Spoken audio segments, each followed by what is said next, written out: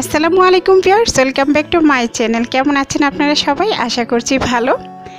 তো আজ একেবারে নতুন একটা রেসিপি নিয়ে হাজির হয়ে গেলাম আপনাদের সাথে শেয়ার করার জন্য। মাত্র হাফ কেজি দুধ দিয়ে আপনারা কিভাবে বাটার তুলতে পারেন ঘরে, খুবই সহজ উপায়ে রেসিপিটা শেয়ার করব। আবার সেই বাটার দিয়ে আপনারা কিভাবে ঘি করতে পারেন একদম পুরোটা রেসিপি দেখিয়ে দিব। চেষ্টা করবেন পুরোটা রেসিপি দেখার জন্য, তাহলে হয়তো নতুন গৃহিণী আপুরা কিছু হলে শিখতে পারবেন আমাদের থেকে।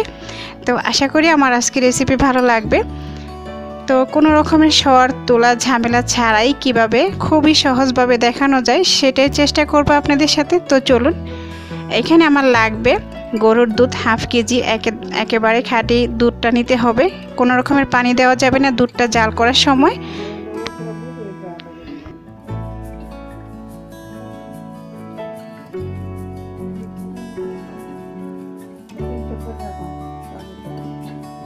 এখানে আমি হাফ কেজির মতো নিয়ে নিলাম, নিয়ে এটাকে আমি খুব ভালো করে একটু জাল করে নিচ্ছি।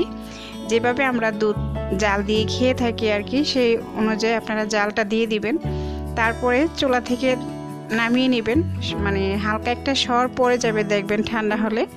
তো সেই সরটা সহই কিন্তু আপনারা ডেক্সিটা ফ্রিজে রেখে দিবেন, মানে যে পাত্রটাতে গরম করে নেবেন দুধটাকে সেই পাত্রটা রেখে দিবেন ফ্রিজে, মানে নর্মাল ফ্রিজে আর কি রেখে দিবেন নর্মালে।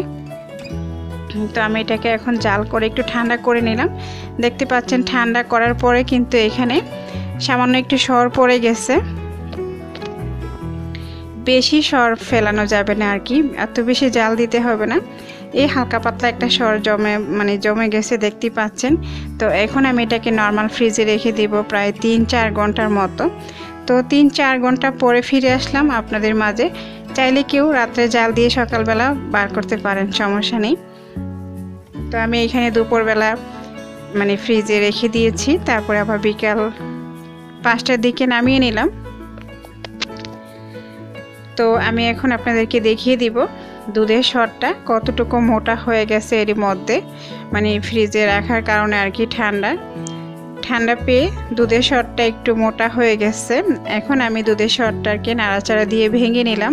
নেওয়ার পরে এখানে আমি হাফ কেজির একটা বোতল নিয়ে নিলাম। আপনারা যে কোনো বোতল নিতে পারেন। তো আমি এখানে হাফ কেজি ঠান্ডার বোতলটা নিয়ে নিলাম। এটাকে খুব ভালোভাবে ধুয়ে পরিষ্কার করে এখন জাল করা ঠান্ডা দুধটা কিন্তু আমি বোতলের ভিতরে দিয়ে দিব। তো আসলে সরটা একটু আস্ত রয়ে গেছে, তার কারণে কিন্তু পড়তেছে না। তো আমি এখন ভেঙে তারপরে দেখতে পাচ্ছেন সর সহ কিন্তু আমি বোতলে দিয়ে দিচ্ছি। এভাবে করে আমি পুরোটা দুধ দিয়ে দিলাম। এইখানে দেখতে পাচ্ছেন হাফ কেজি থেকে কিন্তু অনেকটা কমে গেছে, কারণ জাল দিয়ে দিয়েছি একদম পানি ছাড়া। দুধটাকে আপনার একদম পানি ছাড়াই জাল দিতে হবে, কোনো রকম পানি দেওয়া যাবে না। তো এখন আমি এভাবে 10 থেকে 15 মিনিটের মতো ঝাঁকিয়ে নিব। এভাবে ঝাঁকিয়ে নেওয়ার পরে একটু থেমে থেমে ঝাঁকাবেন আর কি, না হলে হাতে ব্যথা করে। তো এভাবে করে একটু ঝাঁকিয়ে নিলেই কিন্তু খুব সুন্দর একটা মাখন তৈরি হয়ে যাবে ভিতরে, মানে মাখনের মতো হয়ে যাবে আর কি। তো আপনাদেরকে বোতলের মুখটা খুলে আমি দেখিয়ে দিচ্ছি। আসলে ওরকমভাবে দেখা যাচ্ছে না, কিন্তু আমি দেখতে পাচ্ছি সরাসরি, কারণ আপনারা আসলে ভিডিওতে অত কিছু বোঝা যায় না। তারপর আমি চেষ্টা করতেছি আপনাদেরকে দেখানোর জন্য, একটু ভালো করে দেখলেই বুঝতে পারবেন খুবই সুন্দর একটা মাখন কিন্তু ভিতরে হয়ে গেছে, মানে ঝাঁকি দেওয়ার কারণে। এখন আমি আবারও দুধটাকে ঢেলে দিব, মানে যে পাত্রতে জাল দিয়েছি সেই পাত্রটাতে ঢেলে দিচ্ছি। এখন আমি দেখিয়ে দিব হাতের দ্বারাতে উঠিয়ে যে কতটুকু মাখন হয়ে গেছে আর কি। মাখন বাটার থেকে তেল, তাই না? আসলে তো আসলে ইউটিউবে কিন্তু অনেক আপুরা অনেক কিছু দেখিয়ে থাকে, তো আমরাও কিন্তু অনেক কিছু সার্চ দিয়ে দেখে নিই, আসলে সেখান থেকে কিন্তু অনেক কিছু শিখতে পারি। তো যারা নাকি একেবারে নতুন গৃহিণী আপুরা, তাদের জন্য কিন্তু খুবই সহজ একটা রেসিপি। চাইলে আপনারা কিন্তু এভাবে দেখে নিতে পারেন। তো আমি কিন্তু মানে মাখন উঠিয়ে নিলাম, দেখতেই পাচ্ছেন এতটুকু হয়েছে আমার হাফ কেজির দুধ দিয়ে। আরও বেশি করে দুধ নিলে আরও বেশি হতে পারে আপনাদের। এখন আমি একটা মানে নাস্তার প্লেটগুলোতে ঠান্ডা পানি নিয়ে নিলাম, মানে ফ্রিজের ঠান্ডা পানিটা নিয়ে তারপরে মাখনটা দিয়ে দিলাম। দেখতে পাচ্ছেন এটাকে আমি একটু কষলিয়ে ধুয়ে নেব। ধুয়ে নেওয়ার কারণে কিন্তু এখানে আর কোনো দুধ লেগে নেই, এখানে শুধু মাখনটাই আছে। এখন আমি এটাকে সামান্য 5 মিনিটের মতো ডিপ ফ্রিজে রেখে মানে নর্মাল ফ্রিজে রেখে দিয়েছি। একটু ঠান্ডা হওয়ার কারণে কিন্তু দেখতে পাচ্ছেন খুব সুন্দর একটা বাটারে তৈরি হয়ে গেল। ফ্রিজে রাখার কারণে কিন্তু খুব সুন্দর একটা বাটার হয়ে গেছে, তাই না? আর মাশাআল্লাহ অনেকটাই হয়েছে। আশা করি আপনাদের আজকের ভিডিও ভালো লাগবে।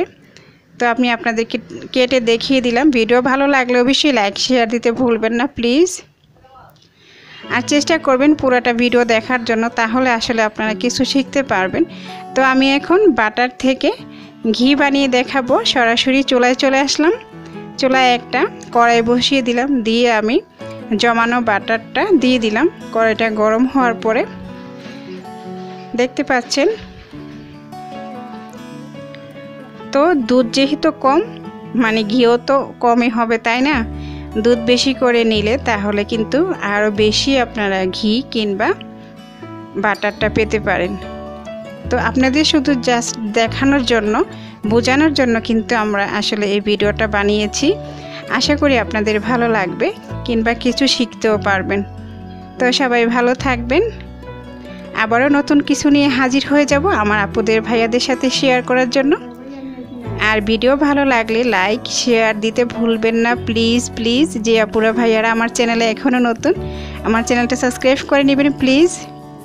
তো আমি কিন্তু আবারও এটাকে একটা বাটিতে নিয়ে ডিপ ফ্রিজে রেখে দিয়েছি সামান্য 2 মিনিটের মতো। আবারও দেখতে পাচ্ছেন জমে গেছে। তো সবাই ভালো থাকবেন, সুস্থ থাকবেন। আল্লাহ হাফেজ, আসসালামু আলাইকুম।